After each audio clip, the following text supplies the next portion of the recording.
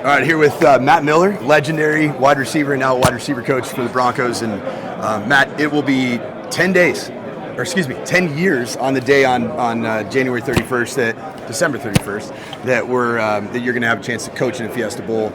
You as a player didn't have a chance to play in the game, but you were coaching at the time. You were up in the box with me. What's it going to be like to be back in this setting on the actual 10-year anniversary? Yeah, it was kind of surreal when we pulled up to the hotel yesterday.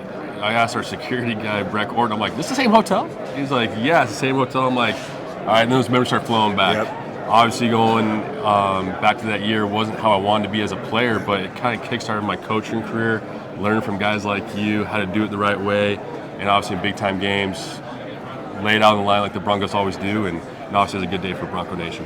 So I've been watching the receiver group closely this year, and I've had my own take. I've coached in a situation at Sanford where we had an incredible running back, and so at the receiver position, if you're not necessarily getting the volume, you have to really capitalize on the opportunities that you have. And as you've gone through this year, and the identity being really a great ground game with play action opportunities, how have you been able to manage the wide receiver room in terms of maybe the touches not being what was expected, and how have you gotten them to a place where they're now feeling really confident when they do get those opportunities? Yeah, I think the first thing about that group is they're such a low ego group.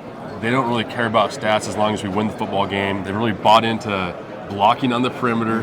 Understanding our system is a very NFL such system where they got to know where the point is, the ID, and how to adjust with the offensive line. And they really bought into that. Also knowing those play action passes are set up on the same stems as our blocking. And so managing some of those things of, hey, maybe not the volume as high as they want it to be, but at the end of the day, hey, if you get 1, you get 10, you put more points on the board of the other team, they're always going to be happy. So basically the wide receiper room is you. Low ego, just want to win ball games. That's who you were. And a wicked blocker on the perimeter. So they got more speed than I did, which is good. I was a slow guy, so I'm glad I got more speed in that room. For me, the first time I've ever actually seen Prince Strun in person was just now. Seeing him walk in, just the body type, the frame, the skill set. What have you seen from Prince Strun and his development?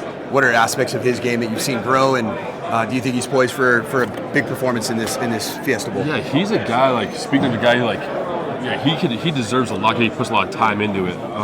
He's a very, you watch him off the hoof, you're like, wow, that's a good looking kid, right?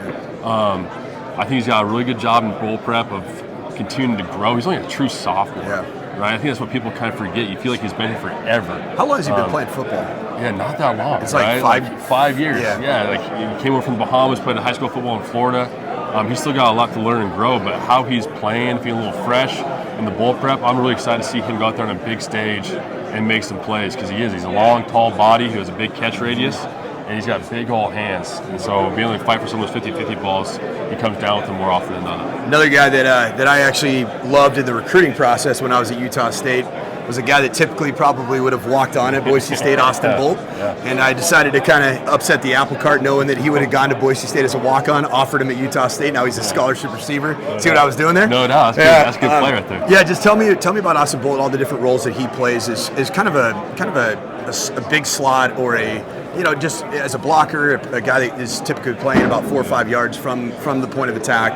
And what has he done for this team, and what has his career meant? Yeah, speaking of the guy, he's been all over the place position-wise. Started off as a tight end, then they put him over as an edge rusher for a little bit, and now he's playing wide receiver, and he's really embodied that role.